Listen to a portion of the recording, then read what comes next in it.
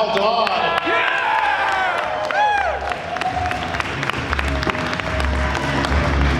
The professor who has all the... Oh, get over here. Get over here, Bob. The professor who has all the answers, Beast himself, Mr. George Buza.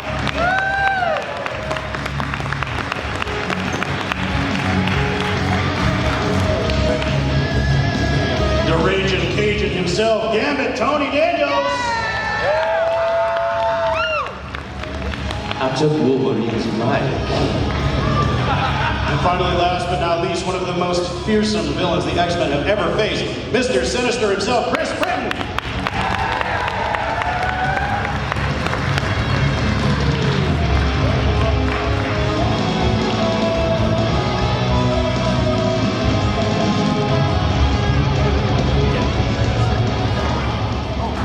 Like I said, line up in the mic if you got questions. To kick things off, can you turn that light off? Just kidding. I just wanted to interrupt you right away. Causing trouble immediately. Oh yes, exactly. Oh God. They're not going to let us take this two-man act on the road any longer if you keep causing trouble like that. How long was it between actually recording the series and realizing it had become this huge phenomenon among kids, fans of all ages? Across the U.S., across Canada, was it something that was relatively quickly apparent after the show started airing, or did it take a while? 25 years. 25 years. Smart ass. Oh dear. Well, we didn't know what. None of us knew who the characters were in '92 when we were auditioning for the parts. None of us. They said, you know, we want you to come in for an audition for the X-Men. Who? The X-Men. Hadn't a clue who they were. And you'd be well, you can speak into that, George. I was Wolverine. Of course, he auditioned for Beast. He didn't know who the X-Men were either. So we had no idea until after the first time I saw it animated on TV. I went, oh yeah, this guy, love this guy, because I saw Wolverine for the first time. And I said, this is very cool. But we didn't know it was that particular. It was till probably year 2. Year 2 or something? Yeah.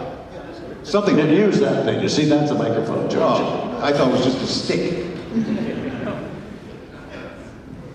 Tony, you came to the role of Gambit later, but you were around before then, yes? Oh yeah, I was doing a lot of other parts in the show, little day parts. It was always good because I booked like 2 or 3 in the same episode, so it was a good payday. Then when Chris left the show, I took over, and I gave him a little more taste, a little flavor of that Cajun style, you know what I'm saying? And then, of course, then Cal yells at me some swear word, but we're okay. Chris, when did you come to the show? Were you aware of it being a big deal when you came in to read for Sinister? I think I was. I think I knew this was in Toronto where we recorded it, that it was getting a lot of buzz, and there were some really talented people doing a number of the voices, and they held auditions for Mr. Sinister, and somehow I was lucky enough to book it, and I thought, oh, this is a really good series to be involved in. But this is, going back 25 years, and so, you sort of, and I was doing other things, other television and film and theater, and so, it was part of, your whole scope as an actor, but you felt, oh, this is a good series, because at the same time, there was Sailor Moon, and, also recorded in Toronto. Yes, and Rupert the Bear, and there was a whole bunch of other series going on, but this one, it had an edge to it. It had a real sort of excitement to it. And, as I said, there were some really talented actors involved with the show. So you knew this was more interesting than other series. Thanks for bringing up Sailor. Yeah, there you go. When you say edge, are you talking about me? A certain edginess to it. Yeah, well, did I bug you? The claws. Cal, George, you said that you didn't know the characters at all going in, auditioning for them. What did they give you? What is it that they gave you in that audition that gave us the voices that we now know iconically as Wolverine and Beast? This is what these guys sound like to us. Actors who've taken the parts after you in other media, in other projects and so on, have had to get somewhere close to what you guys do because it has become so iconic.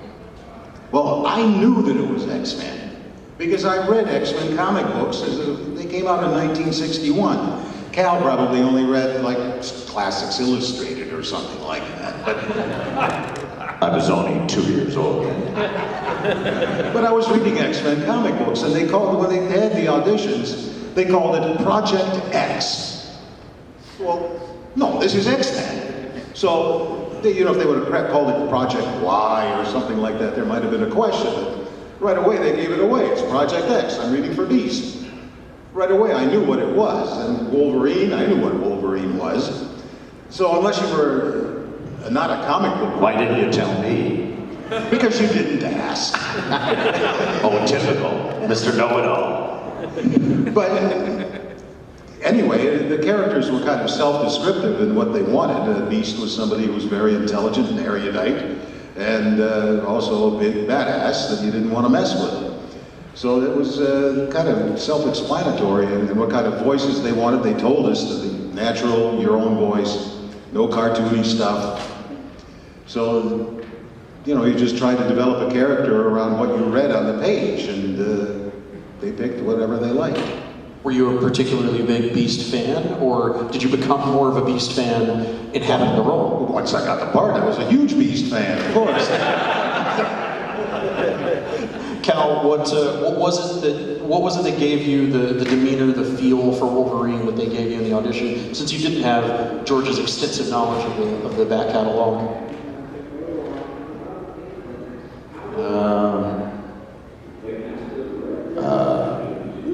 They showed me a picture of him, and I said, cool. Cool. He's only 5'3". Yeah, but he's tough as nails. So I grew up in a small port town in Ontario called Port Dover, the largest inland lake water fresh fishing fleet in the world, a population of 3,200 people. And all we could do in summer, winter, well, summer was different, it was a summer town. Winter, it was like hockey and fighting. No, you're stupid. And so you had to be able to defend yourself. And all right, well, you know, it was kind of crazy growing up. But I knew a guy just like Wolverine that was my best buddy growing up. And he just, his name, God love him, was Joe Holiday. And he took nothing from nobody. And I'd heard that expression so many, like, you want to dance? You like picking on people smaller than you? I got an idea. Pick on me.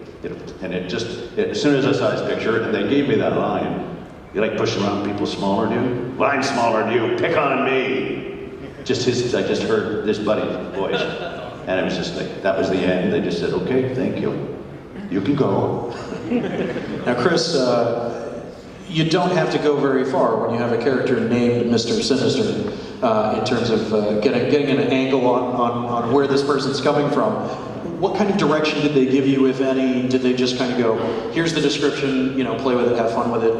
How did you find the voice? Well, I thought it was Mr. Sincere, and then it took me a while to get it was Mr. Sinister. No, I sort of, you know, when I looked at the illustration and I sort of, you know, I think I must have done, you know, a couple of variations on it, and there was probably some direction. And, you know, I think those kind of voices, you know, are within my ballpark, and I was probably able to, you know, get that guy fairly quickly, you know, especially with that name. You know, just have to be threatening, but sinister, that guy. It's not that hard. Tony, you gave us a little bit of how you approached Gambit, following in the footsteps of another. But in the various other parts that you were playing as you were, you know, on the show before you took over Gambit, what is it that you think you did in the booth that made them, when they needed a new Gambit, they went, okay, this is our guy? Oh, I think I could naturally do the Cajun voice because I have some family members that live in Louisiana, so I call down and talk a little bit on the phone, and it made it a lot easier. But I think having done all the other little parts and working around really good cast and some ensemble stuff, you guys didn't do a ton of ensemble, right, at the beginning? Yeah, that's the way we started. Ensemble, I was doing When we first did it, the whole first season, it was all done ensemble. They got the entire cast together, and we did a 5 or 6 hour long session. And it got to be so time consuming because the mics would bleed into each other, so they'd have to turn a mic off when it was the next person's line, and then turn his mic off when it was the next person's line, and it became very, very time consuming. And then they started doing the records individually. Yeah, and that's where I lucked out because I was able to go in and do 2 or 3 characters, and because it was so varied, they go, you can do anything, let's just get you to do it. And Chris had brought up, like, you know, I did over 200 voices in Sailor Moon, Jedi, Wise Man, Little Baby, you know, that sort of thing. Don't make fun. But I miss those, the days when we did do it all together. I definitely miss that stuff, because after that, like the last 4 years, you would just go in, read your own lines, they give you the script, and here's the whole thing, and they would direct you accordingly. They tell you what was happening and stuff, as opposed to having the guy actually there doing their lines. Yeah, there was no playing off of each other, which is what we had the first season. At the very least, you had that at the beginning. Just let me add about Mr. Sinister, and you know, they always say they want, you know, sort of you to be natural and all that, but I've always found with a character like Mr. Sinister and other similar characters that it requires a great deal of energy.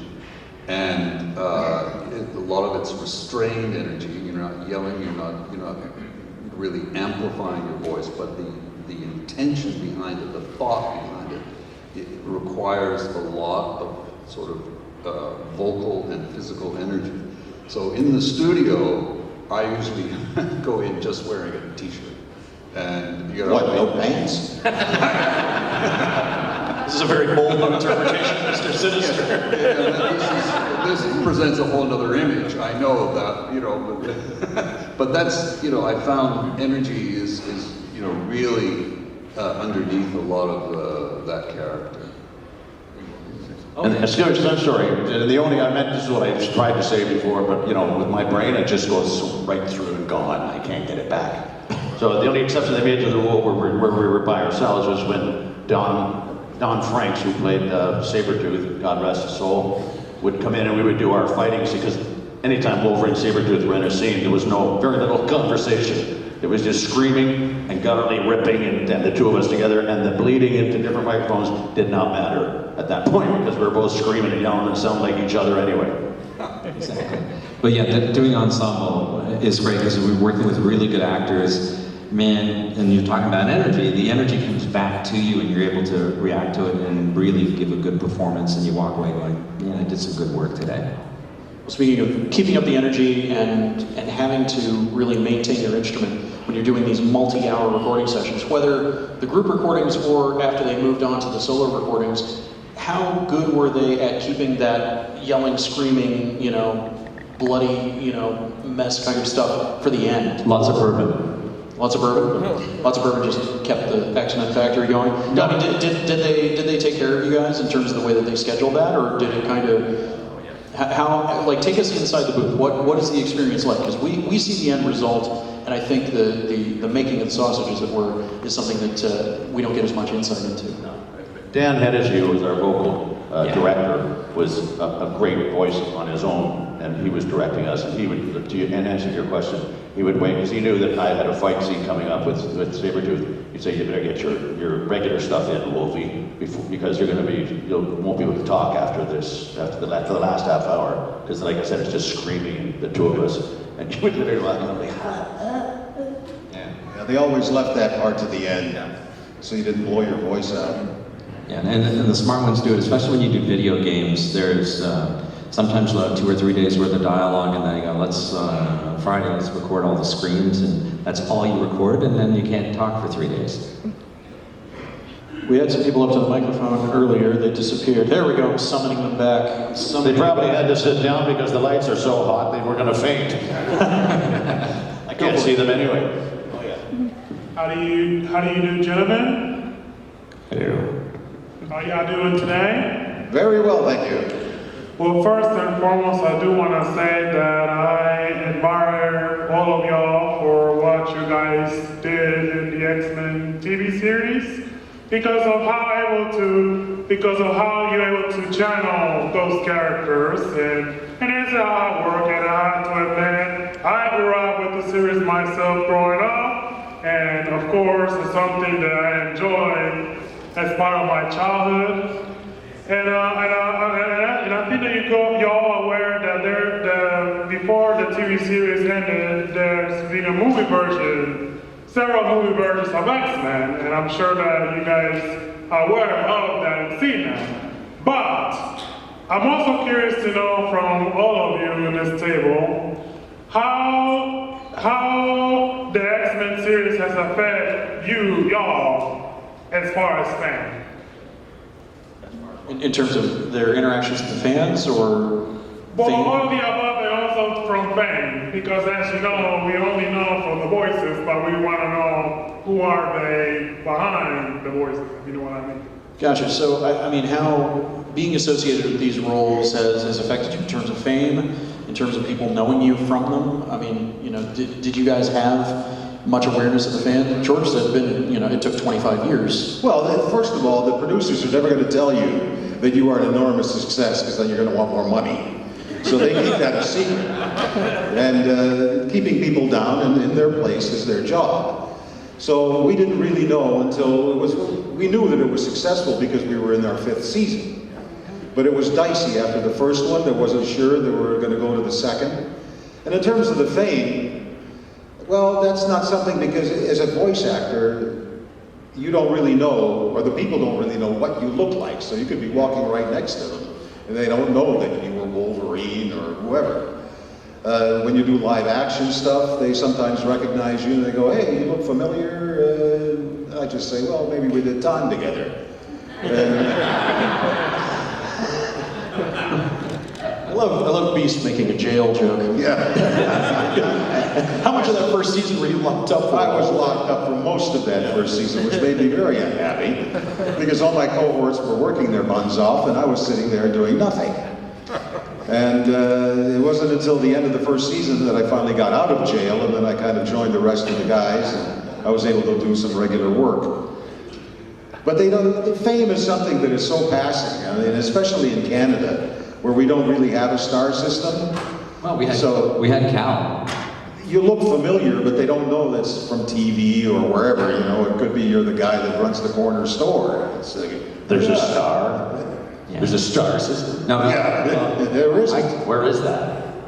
well, partly in Canada, but here. But In America, there's a star system. I got to tell you, I was a spindly little kid because I got to go to this place called CTV, and they had this show called Circus, and the star of the show was Cal Dodd, and he was. I was enamored because he's such a great singer and performer, and so when I got to work with him on X-Men, he went, "Who are you?" But to get back to all the, I think that's why we like doing the cons, because we get to meet you guys, and being voices and being in the background, people don't know who you are, they know your voice, and it's nice that you guys come out and support and love, and thank you.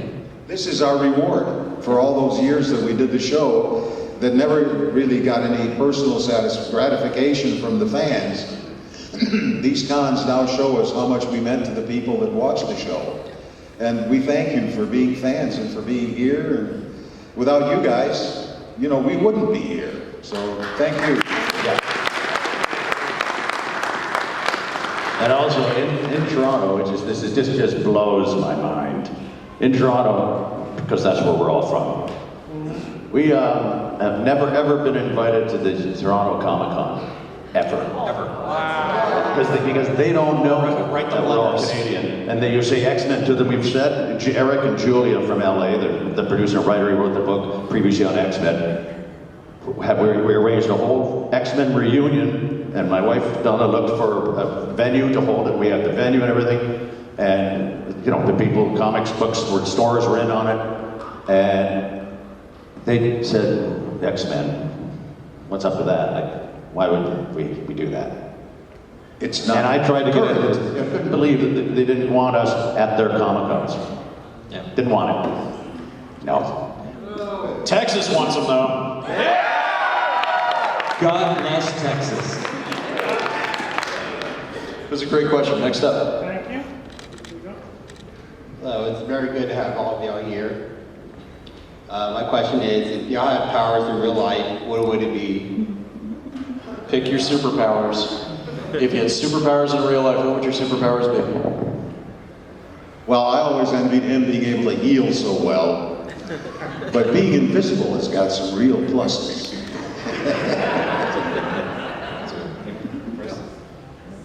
Yeah, I'd like to be a hell of a lot smarter. I'd like to have a really superpower memory. That's what I like.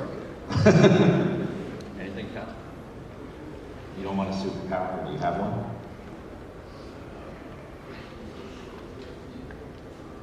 I'd like to be Superman. I always loved Superman. Superman was Yeah, if I could the be Wolverine, that'd be crazy. Well, of course, I'd be 182. But you know, he heals himself, and that's terrific. That's good. But I like that. he can't fly. I Rogue did all the flying for him, picking him up. I learned I could fly in the 60s.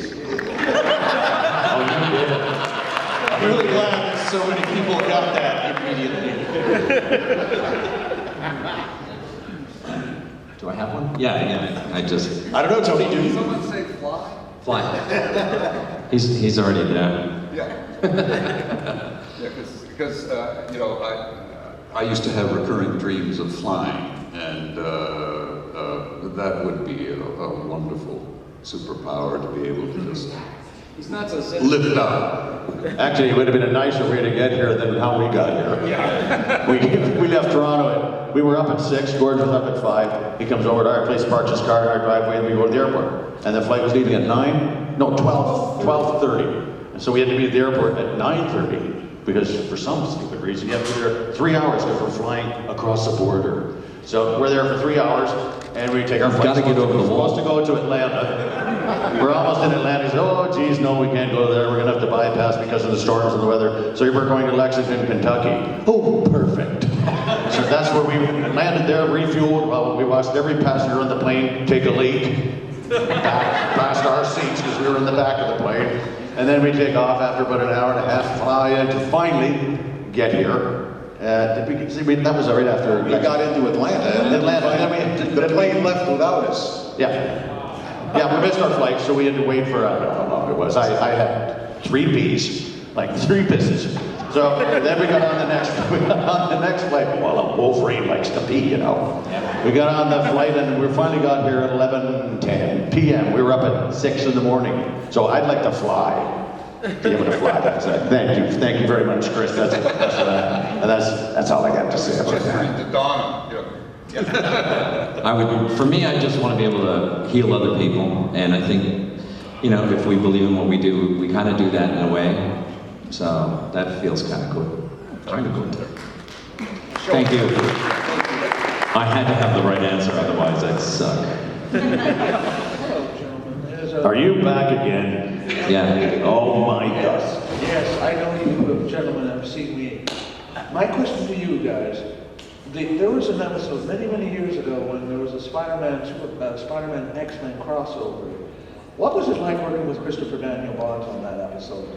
Did Christopher Daniel Barnes and Spider-Man actually we come up couldn't from tell you. LA, or they recorded you guys totally separate? Totally separate. We did our part like that, on our own in Toronto. Never had any contact with the Spider-Man cast at all. So we just Except for the here's your Spider-Man lines. We share the same director. No kidding. Donna? Hi. I'm back. Okay, so my question is for all of you. Do you have 4 nipples? You still have them, don't you? Yeah. Yes, you do. Okay. Okay, so Oh, my yeah, question. Cal, your wife's here. And your cousin. Okay, so. Yeah, she has 4 nipples. 2 where they're supposed to be, and then for some reason she's got some up here. They're cute. But go ahead. Okay, compose yourself. I'm gonna come down there and kiss you again. I promise we'll leave you alone in a second. Oh, I got boots on. I'll probably fall down and kill myself. Do you have a question? You forgot, didn't you? Okay, so my question is for all of you. How did you guys get into show business? How did you guys first become actors? Not even necessarily voice acting, just how'd you get into performance? How'd you get into, you know, being somebody who gets up in front of people and does stuff? What day is it? Have you got a week? Oh yeah, because it doesn't happen like that. I don't know. Go ahead. Well, I knew I wanted to be an actor the minute I set my foot on stage the first time. I went to an all-boys school. My girlfriend went to an all-girls school. They were doing a production of Oliver, and they needed guys to audition. So she said, "You're auditioning." Oh, okay. And I went and auditioned. I got the part, and the minute I set foot on stage, I knew that this was where I belonged. No question. And from that moment on, I pursued acting, took it in university, and did everything I could to do it professionally. As a teenager, I was interested in acting, and I started studying at night, and then I was sidetracked a bit because I was invited to join a modern dance company.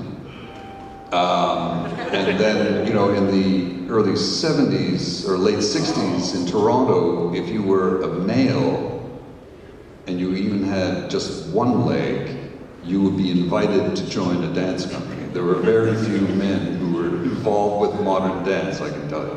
So then I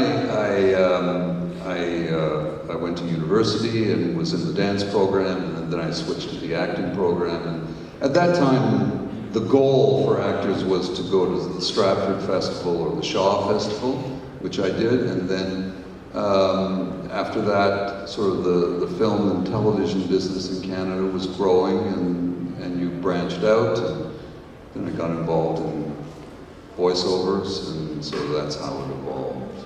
But you have to want to do it deeply. I mean, you really, most people drop out by the time they're 30, then 35, and if you're still in it by the time you're 40, then you know that you're committed. I did my first voiceover when I was in grade 6. And actually, my voice didn't really change from there. I always had, I swear I had a froggy voice. It was even deeper. It was like down here. And then I studied opera for a bit to be able to up my game. And I was playing guitar all the way through. And I was playing in a nightclub. I was 11 years old, and this guy came up and he goes, "I want you on my radio show." And I went, "Oh, cool." So I went over and did his radio show, and I went, I want to work part-time here. So I became an intern. And then from there, I got involved in acting by accident. It was a friend of mine had a small theater company, and he said, "Oh man, you know tech stuff, come out and help." And I helped, and then he says, "We're doing another play next month, so you're in it." I go, "Yeah, I'll bring the tech stuff." He goes, "No, you're in the play." And that was it, and then I fell in love with the stage as well. What made you want to get up on the stage and perform, Cal? I had to go to the bathroom. No, I have to go to the bathroom right now. Well, like George Oliver, who would you play, Mr. Bumble? Yeah. I knew it. I played Mr. Bumble too in the high school production of Oliver. And that just went by the wayside. I loved doing it, but I always used to dream I was Elvis Presley. And so I pursued singing, but it doesn't come cheap. I had to give up. I was on a CA course, of all things. You know, 3 years, my father wanted me to do that. He died, and I quit the next day. And went to Toronto and put an audition with a guitar player myself and to CBC, and they sent me way next door. But I had to move to Toronto from Port Dover, the fishing town, and get a job at Simpson Sears selling musical in the music department, because I wasn't qualified to sell anything. And eventually, I got fired because I didn't really want to go into work every day. And I told them this story that Mom was in a serious car accident, and then finally I phoned every week, said she's still not well. And I said, I can't come in because my mother passed away. So I went back to work, and the next thing, about a week, 3 weeks later, the guy comes up to my manager and says, "You can just pick up your checks and get out. You know, you're fired." I said, "What?" He said, well, either that or it's a miracle. Your mother's out there waiting to visit you. Your mom's showing up. Anyway, that's a stupid story. I don't know why I'm telling that. But I had a job. I shouldn't have been in Simpson Sears because I was trying to get into the jingle scene, trying to break into this singing, you know, what I wanted to do. And so finally, I just luckily locked in and got an audition and went to the thing and sang. Lori Bauer and Ben McPeak, God love him. And as soon as he heard me, he just said, buy him as actor, pay his way as actor, and that was it. It was like, right after that. And then, so singing for the next 30 years. And then I fell into this literally, because I never did a voiceover until we got called for this thing. What got you that call? What? Because I had done a Chrysler commercial, and then it was like a sergeant, who's got all the 4x4s? And I was the sergeant. Well, Karen Gore remembered that voice and said, would you like to, because of the gruffiness in it? And so she sent me, I'm trying to talk. She sent me in to audition for it. So I went in, and the rest is history. I get to spend the rest of my 5 years with these wingnuts. Thank you. You're welcome. Want to kiss? On the dimple.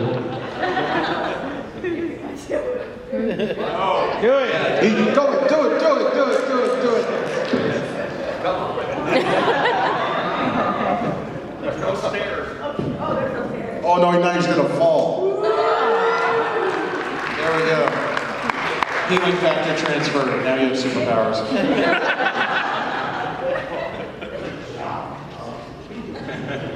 Hello guys. I just want to say thank you for coming to Comic-Con for San Antonio. Since I was a kid, I was like really happy. And especially wanting to meet you Gambits, and you are my absolute favorite. Sorry, Wolverine. Thank you, Sharon. The question I have for you is, were you guys happy with the roles you got for like the characters, or did you guys want to do like another character? I wanted to be Wolverine. I think we auditioned for everybody's parts. They all wanted Wolverine. Yeah, we did. They did.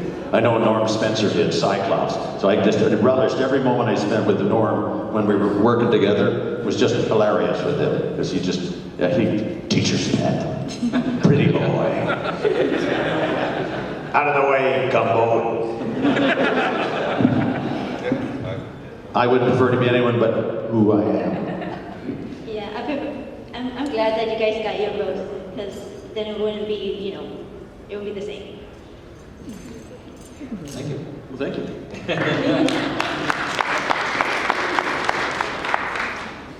Hi. She's back. More dimples. Here's Johnny. So my question is, what advice do you have for people that wants to be actors? Yeah, what advice do you have? I used to do career day in high schools, and I was asked to leave. Because I painted such a bleak picture of what it's like to try and get started in the acting business. It is literally littered with hurdles that you have to get over. My advice is get a university degree, study theater, if you want to become an actor, get into equity first. Once you're in equity, all the other unions are sister unions, SAG, AFTRA, they're all accessible once you get into, and stage also gives you the basis for the best acting techniques that there are. Avoid any of these fly-by-night acting classes. We will find you work as an extra or whatever it will never get you anywhere. Study acting under a legitimate teacher or coach, and if you have the opportunity to go to university and study acting, do it there. Find a place that you can apprentice. Most universities will have some sort of a contact with a regional theater that they can get you in as an apprentice, which is how I did it. The head of my department knew the head of the Great Lakes Shakespeare Festival and recommended me to be an apprentice. And for my first year, I painted scenery and built scenery and got $30 a week and got a 3-line part in each one of their little plays, in Shakespeare. But that's how I got started. And then once you did your apprenticeship, you could find a theater that would possibly sign you to your union ticket, and then you're on your way. And you find an agent, and you start doing auditions, and you join the crowds, and hope for the best. And if you're talented, you will succeed. If you don't have the talent, then you will not succeed. And that's basically the way it is. And avoid fly-by-night shysters that are going to say, we will find you parts and charge you a fortune to get your pictures taken and making demo tapes and all that. Avoid it. They are scams. They will fleece you of your money, and you will not be any farther ahead than you are today. And as far as being an extra, extras, you will never get a speaking part because you are an extra in a movie.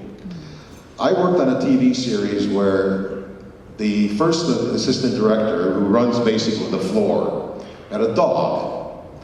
And every time you said the word extras, this dog would run over, find its toy, and tear it to bits. And I'm not kidding. So they are treated like cattle, even though they are members of the union. It is not the way to get into the business. It is, believe me. If you really have serious aspirations to become a serious actor, university, study acting, and try and find some sort of a connection, do an apprenticeship, and get into the union. That's basically my advice. And there's also a book that was written by producers a long time ago. It's called Acting Professionally. And it's a small paperback. I don't know if it's still in print. It was given to me when I was an apprentice, which was nearly 50 years ago. And it has invaluable information about the avenues that you must take in order to get where you want to go. So I recommend that. Okay? Look at that, Professor Emerson, that's it. Hey, how's it going? Thank you for speaking to us today. I got a quick question. I remember as a kid, you know, if X-Men came on at 8 o'clock, you would wake up at 7:30 without an alarm clock because you were so into the show. Or you would ask your brothers or your sisters to wake me up and you wake up before me so we could watch it together. So my question to you guys, as you're reading the script, are you getting more interested in the storyline itself? Is, man, I wonder when Beast is going to finally get out of jail, or what is going to happen to this character as you guys are doing this day by day? Do you find yourself getting more into the script as you're, I mean, George, you were a fan going in, of course. Oh, absolutely. I mean, we were always anxious to see what was going to happen next week. Because some of the things had an arc, so that, you know, one story would take 2 or 3 or 4 or 5 episodes to complete, and then they would move on to another story. But every week we were looking forward to seeing what was going to happen next. And you didn't want to see it, you know, your name like, oh, he's dying off here? Damn. And my character, as you know, always had the best lines. The funniest lines were always given to this guy. Like classic dumbass lines. And he would just, like, asides that make no sense. Like the set, they're looking for Jubilee, and then he jumps down from a tree, and he's on his haunches. Then they ask him, where did you find her? No, the set went cold out by that day. And then he just turns around for some ungodly reason and says, got bit by a dog too. Like, who asked you? Like, what do you mean? Wolverine spent so much time alone. Oh, I know, he's a lonely guy. He's having whole conversations with himself. Norm had some of the most inane lines, though. We used to take the piss out of him all the time. Get down! Norm's a Cyclops, yeah. That was his lines. If you wanted to do Cyclops, you just said, get down! Professor, you always said that we were supposed to be a team and work together. Like, when a teacher's pets suck. So, where's Wolverine? Professor, where's Wolverine? Oh, I don't know. He's off running around doing his own thing. Like, these were Norm's lines. But he was just a little teacher's pet. We've got just a few minutes left, so we got time for this one more. Good evening, gentlemen. How are you doing? Good. Jeff King is my name. I just have a question for you all. My question is, I know at the beginning of the X-Men animated series, when it first started, was back in 91 and 92, and it went for 5 to 6 years. During that time, we had an invention called the internet come out, which changed the way people contacted one another, how we communicated with each other, and how we accessed information. So my question is, with the introduction of the internet, how big of an impact has that made in helping with the continuation of the notoriety of the X-Men animated series? And has it been more negative or more positive? Because as we know, back in the early 90s, people were forced to communicate more interpersonally with each other on a face-to-face basis. Whereas now, we can communicate with each other from that long distance, but we lack that, lack that interpersonal communication. So, has that helped you all as far as as far as it goes with the continuity of your notoriety, and has it been more of a negative impact or positive impact? Can I pick out one specific thing, internet-based, that's happened? That Honest trailer for the X-Men animated series, I mean, everybody in this room has probably watched this thing by now, right? Millions and millions and millions of people have watched this. What was it like having that brought to your attention? Where they do this thing where usually they're making fun of something, but it's really hard to make fun of something this good. The Honest trailer, Manny? I only saw it for the very first time last year. So, I had my very first exposure to the internet in, I think, 1996, when I was doing The Adventures of Sinbad, and the guy that played Sinbad had a computer. I went, whoa, what the hell is that? And he said, oh, the internet. And he dialed up the number, and this is taking a hell of a long time. Boy, what a great idea.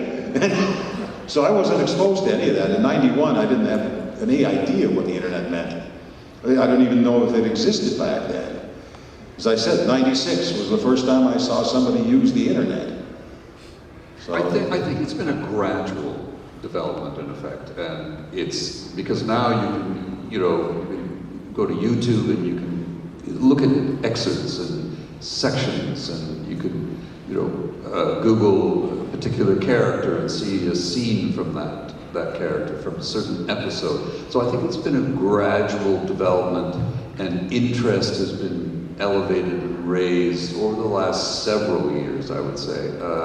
And I think hence our recently attending Comic-Cons, and I don't know if it's influenced us personally in sort of our individual careers or anything, but I think in terms of fan and nostalgia interest, I think it's had a big effect. oh yeah, well, people can talk about you now, all over the world. They can say, But George hit on the head at the beginning. It's been 25 years, and I think the best part of it is we make connections with all y'all, because I get notes and stuff sent to me all the time for different things, and it's just really nice that you can connect that way. And then you can always look up Cal in spandex. Overall, would you say? But overall, would you have to say, because of the advancement in technology, the younger generation is now introduced kind of to the foundation, the basis of where all this X-Men phenomenon came from, along with other things in pop culture. absolutely. And I love the fact that we can be in touch with any of you people, which is just still amazes me, like that on Twitter. And all of a sudden, you're, like you said before, 27 years ago, you would have to write a letter or something, or even if you would never get an answer back. Yeah, you have to get because we wouldn't get it from our agent. to your agent, to whoever. Yeah, no, but now you can it's wonderful on Twitter and on Facebook. I've made so many friends, Big Sarge and his family and stuff from Austin, my niece. They got me calling you my niece, my cousin, but it makes it so much, you can have all these followers and you can talk to them about the show. And it's just fantastic. And it's getting younger folks getting involved. And also, what's cool is, it goes back to music as well. I find that young people through the internet found my niece, she was like 15 or so when she started going on the internet, and she goes, wow, there's this really cool band called Led Zeppelin.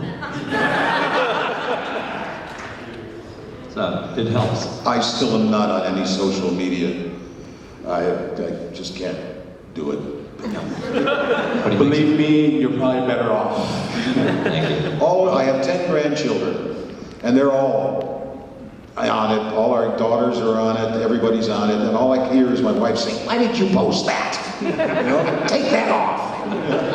So it's better for George to let other people get Let that other heat. people do it all. You know, they talk about it. People have all their fan bases and everything. They follow us, just what they see. But I really can't get on there and say, "Hey, guess what I ate for lunch today? Here's a picture." Okay, thank you, gentlemen. Before we close things out, Now, wait a minute, just a minute. So, I didn't realize this was there, because I'm talking to people, and it's like looking at someone at someone's forehead when you're talking to them, when they're talking to you.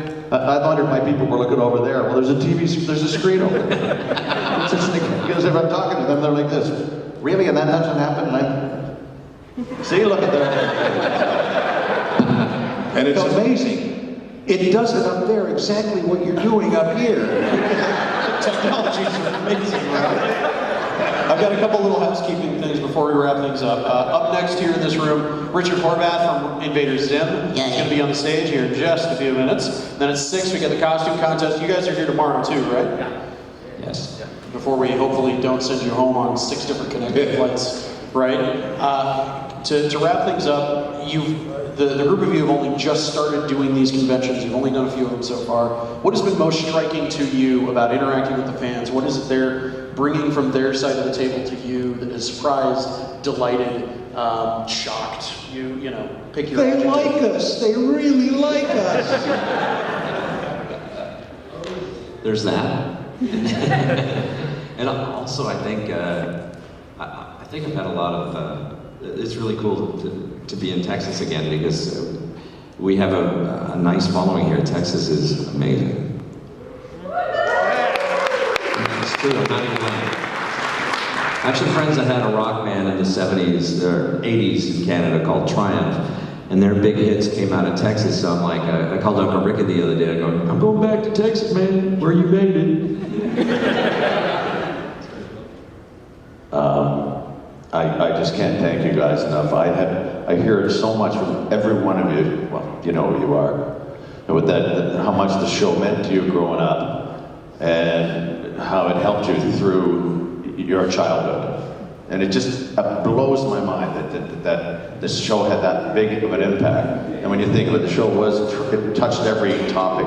But the kids especially loved it. Racing home to school to hear that without stubbing their toe on the furniture and shit. And you guys, you're just the best in the world, and we love you for that. And it's just I can't thank you enough. Let's hear it for them one more time. The cast of X-Men, the Automated Series. If you have not gone to see them, go see them. If you've seen them, Thank you so much. go see them again, Santa.